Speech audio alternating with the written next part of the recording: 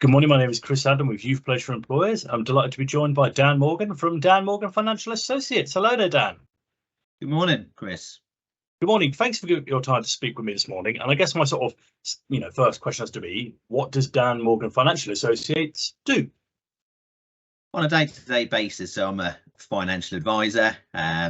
So I suppose it would be going out to meet clients and seeing where they are financially, and where do they want to be, Chris. So, and there's obviously various products that can help them sort of to achieve, maybe say, for example, if they want to retire early or they want to save more for a particular purpose, maybe is to help family out.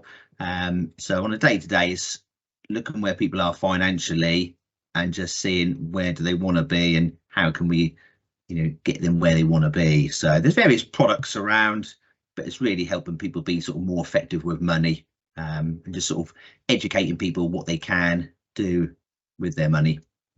And what form does that sort of consultancy and that sort of communication take in terms of, if I'm a brand new client approaching you with whatever my, requests are, what would be your starting process? Are we meeting once, then meeting more frequently, or, so what's the process from getting, the initial request from the client to getting them through to what they want to achieve? Yeah, so first of all, it's just have an initial chat, see what's on your mind, Chris, see, what sort of things you want to find out. So really, I initially just have like initial meeting. So I'll always go see people face to face. I think as a financial advisor, this job is always going to be a face to face.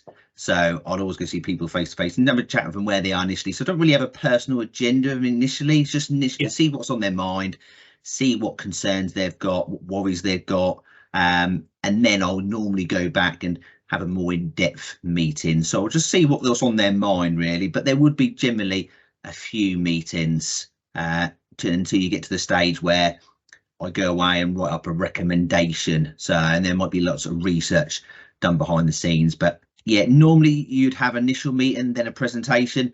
But to be fair, nowadays, I think sometimes there's quite a lot of different areas that we can help people with. So sometimes there's more than a couple of meetings.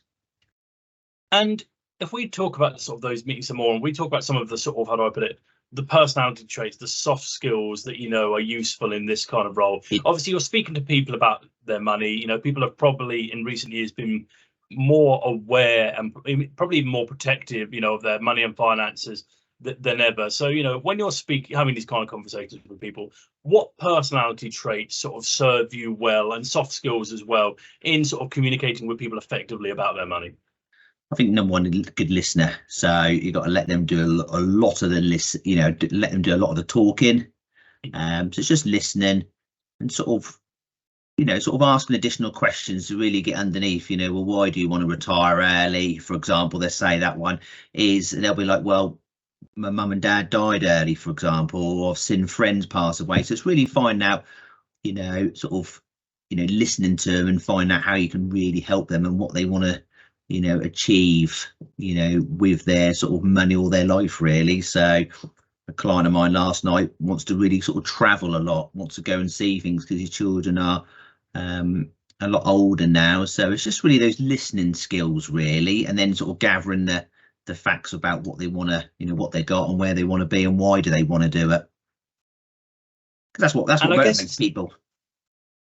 And I guess it's important, as you say there, touch wood when you have these communications, that they are sort of pretty straightforward in terms of, the person wants to achieve something and it's there's a nice clear path about how to do it. But I guess sort of the ability to communicate well and build rapport is probably even more required when maybe actually you need to give, honest advice to the person about maybe it's going to take longer than they think, or maybe it's not possible to the extent, So as I say, how do you sort of deal in, as I say, sort of, I don't want to say disappointed people, because not that, but how do you deal when maybe you've got to give people news they didn't necessarily want to hear?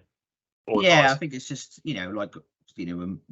my life events, and I've got an experience in the industry about over 16 years, but from my own sort of experience of life as well, so you can, you can sort of understand where people are in their journeys as well. So I suppose with a financial advisor, it's good if you're of a certain age, probably, because then you'll probably had certain life events to you can relate to and understand. And but I think trying to use the technology that we have nowadays to show people visually, Chris.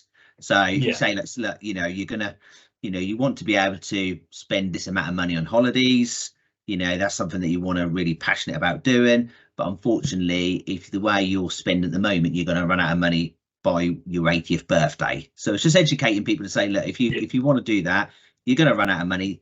Rather than me tell you, I'm going to show you visually, and that's what I try and use. And using the yeah, technology that we have nowadays, Chris, really brings it to life to people, because then they can say, "All right, Dan, do you know what I need? What can I do about that?" And then you can say, "Well, you either got to work longer or you got to save more before you get there." yeah. And sort of you touched on your experience there, Dan, in, Yeah, in the sector. And, I think anyone would watching this video would understand that, yeah, if you want to go into some kind of advisory capacity, it's good to have experience within the sector. But obviously yeah, there'll be lots of people who are to put it, who experience within the sector who can't make that transition to, as you say, sort of taking up the role of advising and sort of coaching along that way. yeah. So what kind of sort of experiences and skill sets would serve someone well to make that transition, as you sort of say, as you touch, you have from sort of working in the financial sector to, as I Mm. say, actually providing advice and coaching? Yeah, I suppose like my background, if I talk a little bit about that, I worked at Nationwide, so I did a few different roles there. So that gave me a lot of experience doing, other roles. So I was a mortgage advisor, I was what they called a personal banking manager.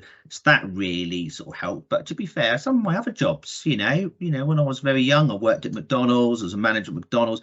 I think just those people skills, was, listening and taking on board, the sort of skills I've developed. But, where I got my business through now, we have an academy. So we do take people who are looking for second careers, so someone Yeah, like, who's maybe been a lecturer and now they want to, look at a second career. So we have a really good academy, well, I got my business through, where that will take people completely and train them from from a completely different role into an advisor, so they can become an advisor themselves. So we yeah. do have a fantastic academy that is available now. But some, I think, other skills from other job roles, are transferable. And you've touched a little bit sort of previously about what the sort of days look like in this role. And I know there's no such thing as a typical day in any role. It doesn't Yeah. exist anywhere. It varies a lot. But in your kind of role, what do the good days look like, and what do the challenging days look like? I think there's different parts of the role that people, really enjoy. I really like, obviously, I think predominantly we all as advisors want to be in front of talking to people, advising them, chatting to them. So I really try and have a really good relationship with my clients, because then they've got a Yeah, bit more trust in it, they've got more confidence in what you're recommending. And when there's a lot of negativity about, they understand, oh, Dan's told me about that, I understand that. So yeah, I like to, taking them out for meals and having coffee with them and building a really good relationship with them. So I think going out, and that is what I prefer doing. We do a yeah, lot of admin. So some financial advisors will do no admin whatsoever. They will just be out seeing clients. So obviously, depending on if you are traveling, but predominantly, I think most advisors will probably admit they love being out seeing clients and helping them, because some of the admin is very time consuming. But you could spend the whole day doing admin if not, Chris. So it's having the people around you, having a team around you that allows you to be out helping more clients. Because the more you're out, the more people you can help. yeah. And I guess, like, when you touch on that last point there, like, for a young person who maybe wanted to consider this career path in the future, you touched on that point there. Like, is one of the biggest motivators about this, as you say, the actual fact that you are helping people, you are sort of, putting people's minds at ease, helping people plan their Mm. futures. Is that one of the sort of biggest driving factors behind this role for you? Definitely. And I think, like my own life events that sort of, have, really highlighted that, because I suppose I don't want to be on my deathbed and think, "Oh, I wish I'd done that. I wish I'd done this. I wish I'd Yeah, done that with my life." Where you can do it with financial advisors, that's what we can do. Say, "Well, Chris, look, why are you working longer than you need to? Is you've got enough money." But people don't realise that sometimes. And without sitting down with a financial advisor, you won't know if you've got enough money to last the rest of your life, because people fundamentally yeah, want to know, can I retire early? Am I going to run Yeah. out of money?